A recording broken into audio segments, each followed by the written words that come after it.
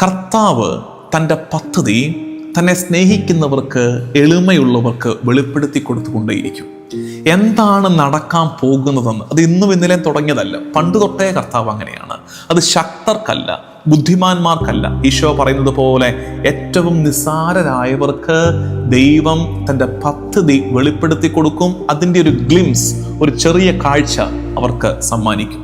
മനുഷ്യകുലത്തെ വീണ്ടെടുക്കാൻ പോകുന്ന വിലയേറിയ സ്നേഹത്തെ എന്തൊരു ചിന്തയെന്ന് നോക്കത്.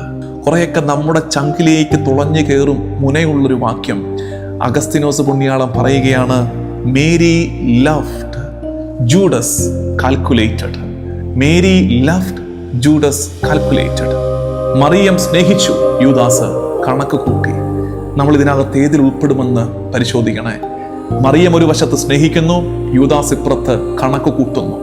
കണക്ക് കൂട്ടലുകൾ ജീവിതത്തെ കെട്ടിപ്പടുക്കാൻ ശ്രമിക്കുന്നവരുടെ ഒരു കാലത്ത് സ്നേഹിക്കുന്ന മറിയത്തെ നമുക്കിന്ന് കാണാനില്ലാതാകും. സ്നേഹമാണ് രഹസ്യത്തെ കാണുന്നത്. Love perceives mystery. സ്നേഹത്തിന്റെ കണ്ണുകൊണ്ട് നോക്കിയാലേ മുമ്പിൽ ഇതൾ വിരിയുന്ന രഹസ്യത്തെ മനസ്സിലാക്കാൻ കഴിയും.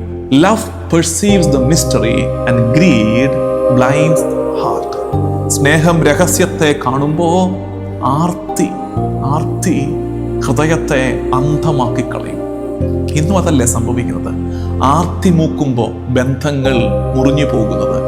ആർത്തി ഹൃദയത്തെ അന്ധമാക്കും, സ്നേഹത്തിന്റെ വികാരങ്ങളെ ഇല്ലാണ്ടാക്കും. യൂദാസിന് പറ്റിയത് ഈ ഗ്രീഡ്, ഈ ആർത്തി അവന്റെ ഹൃദയത്തെ അന്ധമാക്കി കളഞ്ഞു. True worship holds nothing back. യഥാർത്ഥമായ ആരാധന ഒന്നും മിച്ചം വെക്കുന്നില്ലെന്ന്. അവള് ജസ്റ്റ് ഒരു കുപ്പിയിലെ തൈലം കൊണ്ടുവന്ന് അങ്ങോട്ടൊരല്പം കമത്തി ഒഴിച്ചു എന്നല്ല, അവളത് ഉടച്ചൊഴിക്കുകയാണ്. ഉടച്ചൊഴിക്കുക എന്ന് വെച്ചാൽ ട്രൂ വർഷിപ്പ്, യഥാർത്ഥമായ ആരാധന ഹോൾഡ്സ് നത്തിങ് ബാക്ക്. യഥാർത്ഥമായ ആരാധന ഒന്നും മിച്ചം വെക്കില്ല. And Christ is worth for a total self giving. ഒന്നും മിച്ചം വെക്കാത്തൊരു ആത്മദാനത്തിന് അർഹനാണ് മിശിഹ എന്ന് തിരിച്ചറിയണം. സ്നേഹം കൊണ്ടാണ് ആരാധന നടക്കേണ്ടതെന്ന്, അത് കേവല റിച്വലായി ചുരുങ്ങിപ്പോകേണ്ടതല്ലെന്ന് മറിയം കാണിച്ചു തരുന്നു.